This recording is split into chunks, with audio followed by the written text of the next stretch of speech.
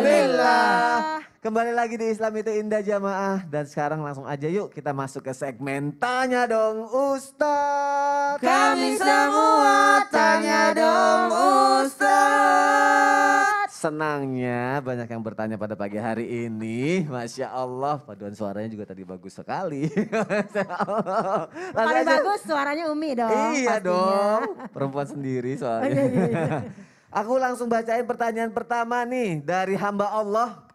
Assalamualaikum Ustadz Ustazah, mau bertanya, emang benar ya kita nggak boleh bersahabat dengan wanita yang bukan mahramnya? Bukannya Islam sangat mulia, tidak boleh membedakan nih dalam bergaul, terutama pertemanan. Benar seperti itu Ustazah Lulu? Bener berteman apa kagak nih? Oh, Jangan-jangan harus jelas TTM, dulu ya. teman Apa tuh? tapi mesra. Aduh, Jangan-jangan dia bukan mahram. oh iya, Ya kan? Nah, perlu dijawab nih. perlu dong. Duduk apa berdiri? Duduk aja. Tiduran? Nggak bisa. Pemirsa, memang berteman itu adalah salah satu yang namanya bisa kita menuju jalan ke surga.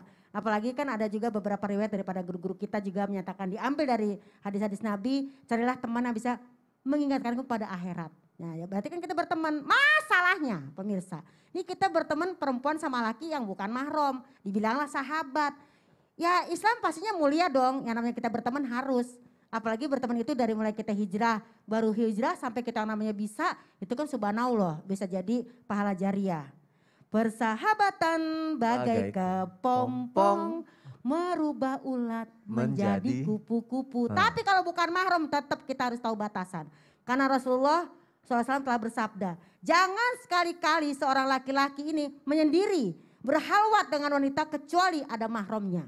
Dan janganlah seorang wanita bepergian kecuali bersama mahramnya. Artinya apa?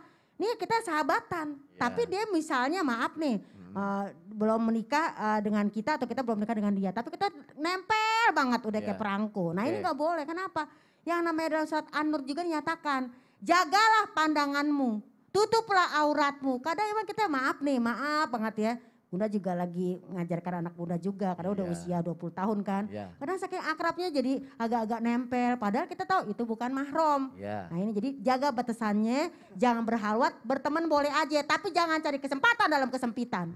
Apalagi ada lagi gini Kak, dia udah beristri, kita udah bersuami, tiba-tiba mungkin ada reuni, mau ketemu sama sahabat, dulu kita sahabatan atau SMA, mau ngapain, mau silaturahmi, alah. Alasan saja itu, gak mungkin itu terjadi. Gak mungkin, karena kan bukan silaturahim itu ya, bukan keluarga ya. Silaturahim. Masya Allah. Baik, terima kasih, semoga terjawab ya jamaah yang ada di rumah. Pertanyaan selanjutnya dari Instagram hamba Allah, bagaimana hukum merawat mertua yang sakit? Maaf, mertua saya kan udah sakit dan udah gak bisa ngapa-ngapain lagi. Dan semua hanya di kasur dan mertua saya laki-laki. Apakah saya berdosa ketika memandikan mertua atau kadang maaf kan terlihat auratnya oleh saya. Kasihan soalnya suami saya suka kerja baru pulang malam Ustadz. Oh jadi dia yang merawatnya. Ustadz Maulana mohon jawabannya Ustadz. Bismillahirrahmanirrahim. Saya katakan ini aman. Sekali lagi aman. Ibu tenang aja aman. Karena dalam merawat mertua hingga terlihat auratnya dikategorikan aman. Satu, karena mahram juga. Karena sebab pernikahan. Kemudian lihat dulu tujuannya untuk merawat. Bahkan atau pengobatan. Nggak usah mertua. Bagaimana dengan tugas perawat? Bagaimana dokter persalinan? Iya. Oh iya benar dokter kandungan dokter kandungan dan sebagainya. Ini aman. Apalagi kategori yang ketiga. Apa itu yang ketiga? Ibu masih aman. Karena kategori pertolongan. Bentuk pertolongan. Jadi kalau ada yang mau ditolong.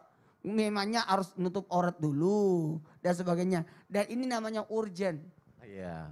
Darurat ya, bagus darurat, banget. Urgent. Jadi harus aman. Aman dalam kategori dalam alam. Apalagi keluarga tahu bahwa yang bertugas untuk merawat adalah istri. Ya anak menantunya. Anak menantunya. Jadi anak menantunya jadi aman. Dan dia kan dalam artian berada dalam bentuk berbuat baik kepada orang tua. Sehingga yakinlah setiap pelayanan itu mendapatkan pahala. Masa mau dihilangkan pahala? Iya. Masa orang lain yang rawat? Mending kita aja. Jangan sampai juga orang tua kan mertua ini risih kalau orang lain. Dan semoga menjadi berkah. Sama juga Kak Sonic ada orang mau nyebrang bapak-bapak. Masa kita gak tolongin? Oh iya. Kan bukan mahram. Karena kan kategorinya pertolongan jadi boleh ya. Masya Allah kita doakan semoga bisa segera sembuh, diangkat penyakitnya Masya Allah. Disembuhkan Amin. penyakitnya Masya Allah. Baik jamaah, terima kasih sudah mengirimkan pertanyaan. Dan jamaah juga terima kasih sudah menonton Islam Itu Indah. Banyak sekali kita pelajari pagi hari ini ya, mengetahui batasan mana yang mahram dan muhrim. Cara menjelaskan dan menerapkan mana yang mahram dan muhrim juga. Dan sekarang kita akan sama-sama berdoa. Dan akan dipimpin oleh guru kita Ustadz Syam. Silakan Ustadz. Baik, bismillahirrahmanirrahim. Tabe guruku Ustadz Maulana, Ustadz Lulung, Mas Soni. Sebelum kita manjatkan doa kepada Allah Subhanahu wa taala, mari kita sedikit menyimpulkan apa yang telah kita bahas hari ini. Maka yang pertama, mahram dan muhrim itu berbeda.